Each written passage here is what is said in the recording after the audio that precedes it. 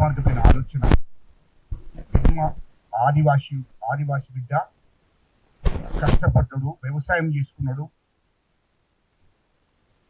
కేంద్ర ప్రభుత్వము ఒక దుర్మార్గమైన ఆలోచన చేసి ఆయనను సరెండర్ అవుతానని వచ్చినటువంటి ఇడ్మాను కాల్చి చంపారు. ఇది కరెక్ట్ కాదు. మీడియా మిత్రులు అడిగినారు కాబట్టి ఆ మాట చెప్పక తప్పలేదు. నేను ఒక ఉద్యమకారునిగా, నేను ఒక ఉద్యమంలో పనిచేసిన వాడిగా నాకు ఇడ్మా అంతకు ముందే 2006-7 నాకు బాగా దగ్గర. వాస్తవానికి ఆయనతో నేను 2 times కలిశాను. అప్పుడు ఒక దళ సభ్యునిగా, దళ కమాండర్గా పనిచేసినటువంటి ఇడ్మా చాలా కష్టపడ్డాడు. ఆయన చిన్న వయసులోనే పార్టీలో చేరడం జరిగింది.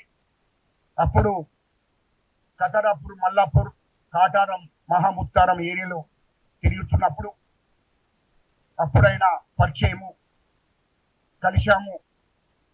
ఒక సందర్భం కలిసి పనిచేయడం జరిగింది. కానీ ఆయన ఆదివాసి బిడ్డ కాబట్టి చంపారు. ఆయన అంటే భయము.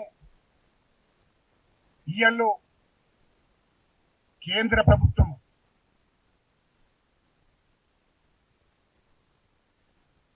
ఈ దేశ ప్రధానమంత్రి నరేంద్ర మోడీ గారు, అమిత్ షా గారు, కేంద్ర హోంశాఖ సెక్రటరీ, ఛత్తీస్గఢ్ డీజీపీ గారు,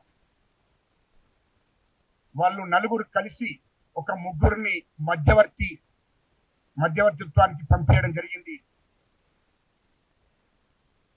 మరి ఇడ్మా దగ్గరికి పంపిస్తే ఆయనతోని 7 తారీఖు నాడు చర్చలు జరిగాయి.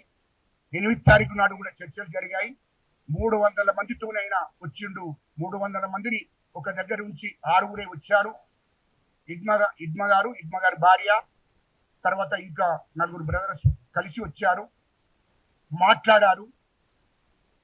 9 తారీఖు నాడు కూడా ఓకే మీరు సరెండర్ కావచ్చు అని చెప్పడం జరిగింది ఆ ముగ్గురు మధ్యవర్తులు. 10 తారీఖు నాడు ఆ రాష్ట్ర ఉప ముఖ్యమంత్రి, ఛత్తీస్గఢ్ ఉప ముఖ్యమంత్రి గారు తల్లి దగ్గరికి పోయి మాట్లాడినప్పుడు, ఆమెతో కలిసి భోజనం చేసినప్పుడు కూడా ఇడ్మా అదే రోజు ఇడ్మాను సైన్యం పట్టుకున్నది. పోలీసు వాళ్ళు కాదు, సిఆర్పి వాళ్ళు కూడా కాదు, బార్డర్ సైన్యము చుట్టుముట్టింది. ఇక్కడ వాళ్ళ తల్లిని కలవడం, మాట్లాడడం, భోజనం చేసి వచ్చిన గంటకే బయటికి ఆ రాష్ట్ర ఉప ముఖ్యమంత్రి, ఛత్తీస్గఢ్ ఉప ముఖ్యమంత్రి గారు మాట్లాడి బయటికి వెళ్ళడం గంట వ్యవధిలోనే ఈయనను మొత్తం అక్కడ ఉన్నటువంటి బార్డర్ ఉన్నటువంటి సైన్యం చుట్టుముట్టింది. అప్పుడు చుట్టుముట్టిన తర్వాత సిఆర్పి దళాలు వచ్చాయి. ఆయనను పట్టుకొని 4 రోజులు చిత్రహింసలు పెట్టి చంపి ఇక్కడ ఆంధ్రకు తీసుకొచ్చారు. మారడమిల్లు అడవిల్లో ఆయనను చంపి పడేశారు. ఇది వాస్తవం, ఇది కరెక్ట్ కాదు. Subscribe us and press the bell icon for more interesting updates.